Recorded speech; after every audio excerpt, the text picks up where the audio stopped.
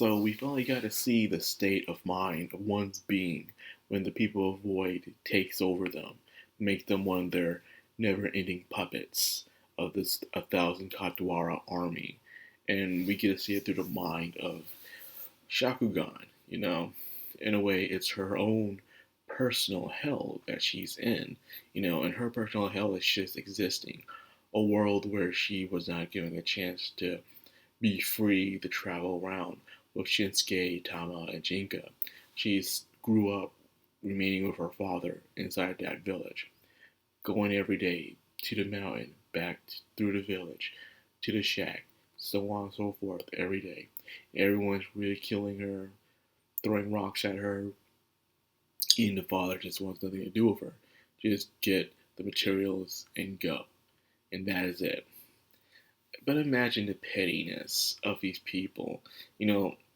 If this wasn't her reality, some of it probably was, is that these people make sure every single day that they try to tell her to go away. Nothing's happened to your village, but you just want them to go away because you're so spiteful, so petty of a human being that all you got to do is just keep lashing out at someone who's minding their own business, who ain't doing nothing, who hasn't caused nothing. But you just gotta make sure, man. You gotta brighten up your day, man. Like, boy, I just cannot wait to make this other person miserable every single day by telling them to go away. Like, just ignored them. But then again, I've seen in some fictional stories where people were just being ignored that was just as worse or even worse than people yelling at them, because at least their existence was being acknowledged. So there's that. It depends on the individual anyways. But then we see that, and then Shinsuke from the outside, he has his own play. Because remember, he's the one who taught Senya that cool trick to help free the Katawara. The spirit observation that he does. Shinsuke is able to do it, of course, because he knows how. He's the master of it, after all. So he came in as her knight in shining armor, or her noble good samurai instead, making her deal with her past, deal with her trauma when she overcame that. So this nightmare became more of a resolve of reality that she wishes to have at the end of the day, and she gets to do that. So she wakes up in his arms, very pleased and happy, but she goes back to sleep because she's been overworked thanks to the slave mind that the Void people put upon her. So good. This first part of this episode was very touching, very warming.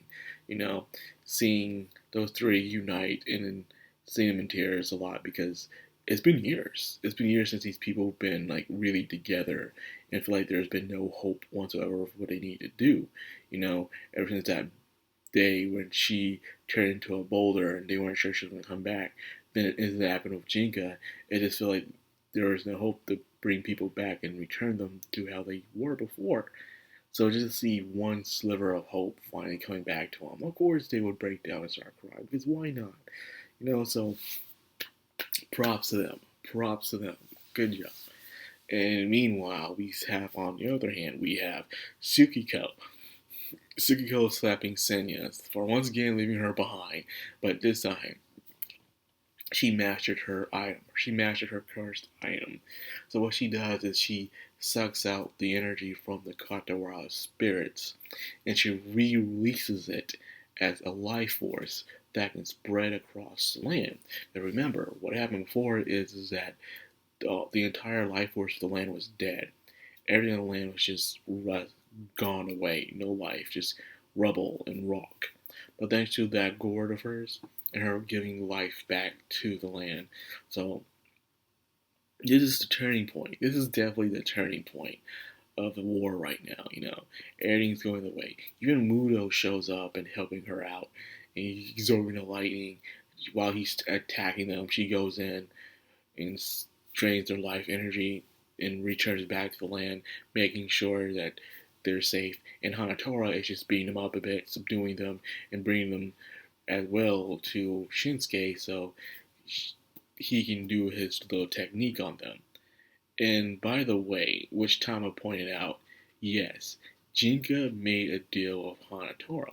Remember, Hanatora fell in love with Jinka. She sees this dude as something out of the ordinary. And she wants him to be hers, no matter any way she can get it. And I guess he made a deal with her. And if you make a deal with a kind of powerful land god, the main thing that they're going to want from you is your soul. That's what. So I'm guessing after Shinsuke dies or something, she's gonna come for his soul and stuff. What do they do with those souls? I don't know. But she says no, because everyone's shipping, Shinsuke or Shakugan, and those two might end up together. But when he dies, she's like, I'm the next in line. funny, funny. Anyways, so yeah, so Shinsuke is okay with it, what she had to offer. Because she's very helpful, man. She's going around just easily, man. She was able to knock out Sanya, move the trees around and stuff, pick up heavy loads of survivors and all this. She is super strong and super helpful. She does really help make the cleanup much faster. And now we on to the final piece at the end. See, they did everything. They cleared up everyone. They saved the monkeys. They freed the Katawara. But one last thing. As Nadare and Reigen are doing their fight, which is still continuing, another fight is about to happen.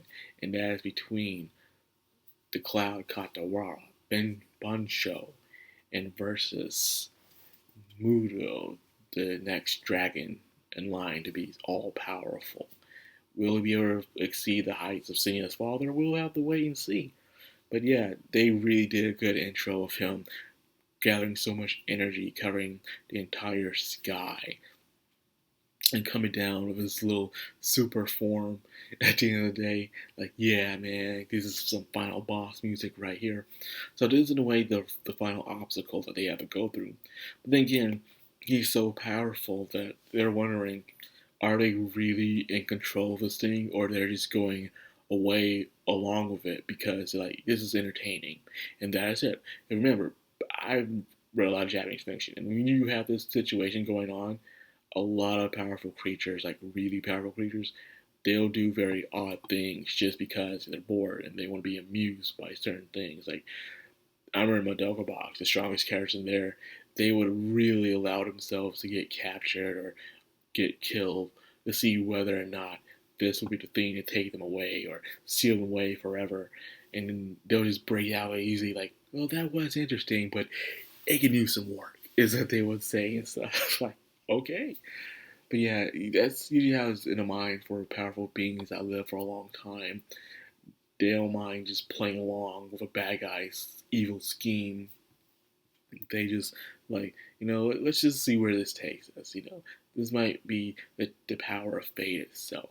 We'll see what happens. But yeah, man, so another big battle is going down next episode. Can't wait to watch it. You can totally tell that where White Fox really put their passion in and where they didn't. Like, I'm glad the show got White Fox to have some at least good animation in it. But after watching the third season of ReZero, you know where they put their passion at. I'm like, come on. Like, I'm happy to have some breadcrumbs, I guess. Man, I swear. But anyways, man, that's all I got for this video. I hope you guys enjoyed it. Like, comment, subscribe, and of course, hit that bell icon. This is the Madcrownxox All Anime. Signing out.